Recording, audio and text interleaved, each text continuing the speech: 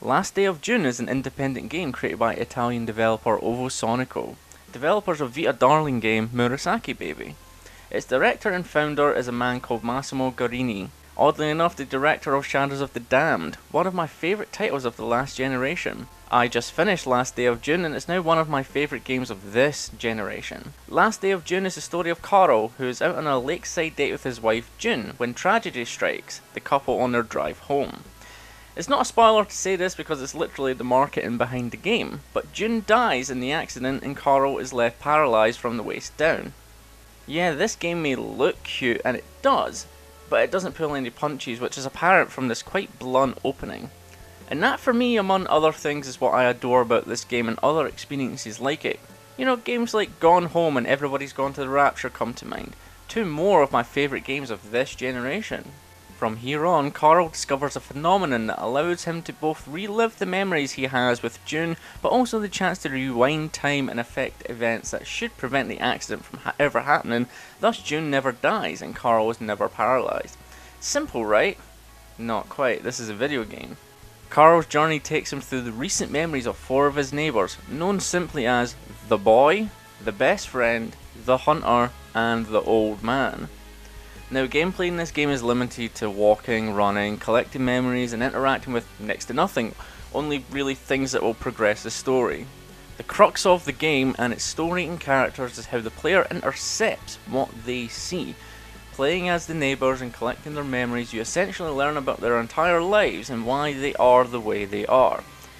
Why is the boy obsessed with his hat, his ball and his kite? Why is the best friend awkward around Carl and why is she moving away? Why is the hunter such a stiff upper lip type and who is he to the others? Why is the old man alone? Why is he so close to the boy? And why does he care about Carl and June enough to give Carl a present for his birthday? Granted, these are all nonsensical questions as of right now, but finding them out really brings in the raw emotion of where the characters are during the game. The game itself is clearly about grief and how someone deals with that grief in respect to losing the person they love. And all the characters in this game have lost someone they've loved, and have dealt with it in all different manners of grief. At first I believed the game to follow the common structure of the 5 stages of grief: denial, anger, bargaining, depression, and acceptance. But it is probably more correct to say that Last Day of June follows the more robust 7 stages of grief, which are shock and denial, pain and guilt, anger and bargaining, depression, reflection and loneliness, the upward turn, reconstruction and working through, acceptance and hope. These 7 stages are essentially the entire story from beginning to end, all 2 hours of it.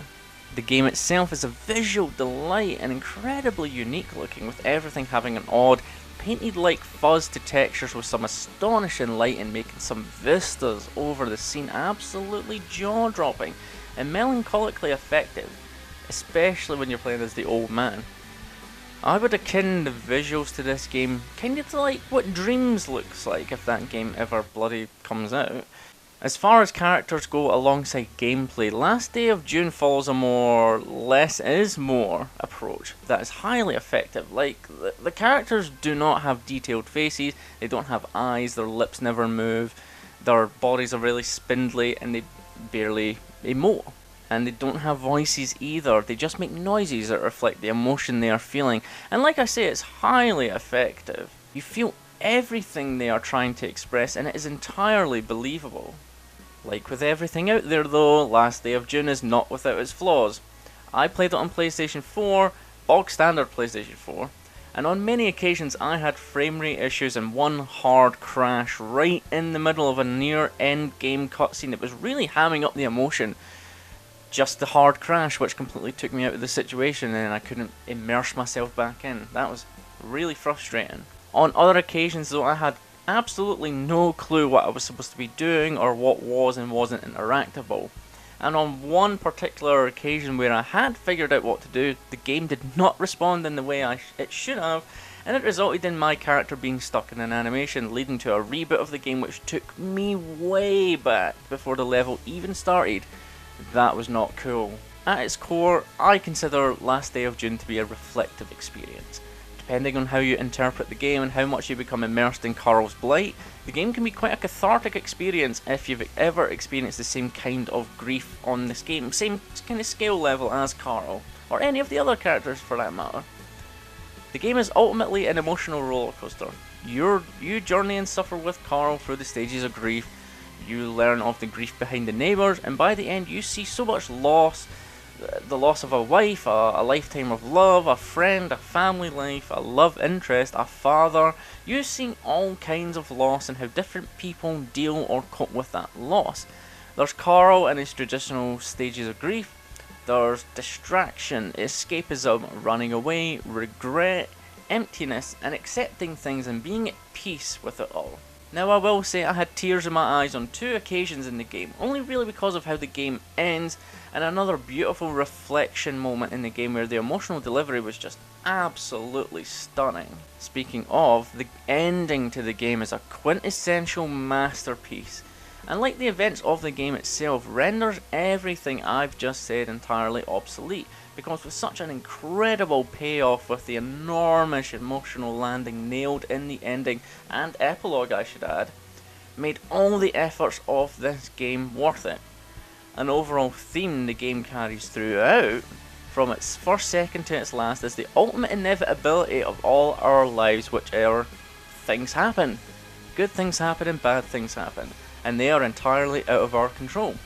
Call it divine providence or fate or whatever the fuck you want to call it, but it is a fundamental message that runs through this game, from the youngest boy to the oldest man. We live, we love, we lose and we die. That is life. That is the last day of June.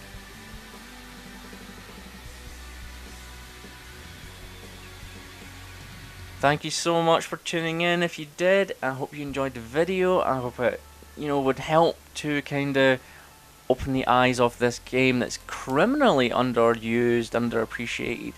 It's not exactly expensive on the PlayStation Store. I recommend you pick it up as soon as possible. It is a nice, lovely experience. If you do like games like Gone Home and even What Remains of Edith Finch, you would really get something out of this game. I do think it's a real indie darling game, and quite a real emotional experience. Like this video or leave some comments down below if you liked the video, and hopefully I'll see you guys again soon with what I would hope would be a preview of this year's E3 as far as Sony and PlayStation are concerned. Thank you so much for watching. I've been This Is Living, and be excellent to each other.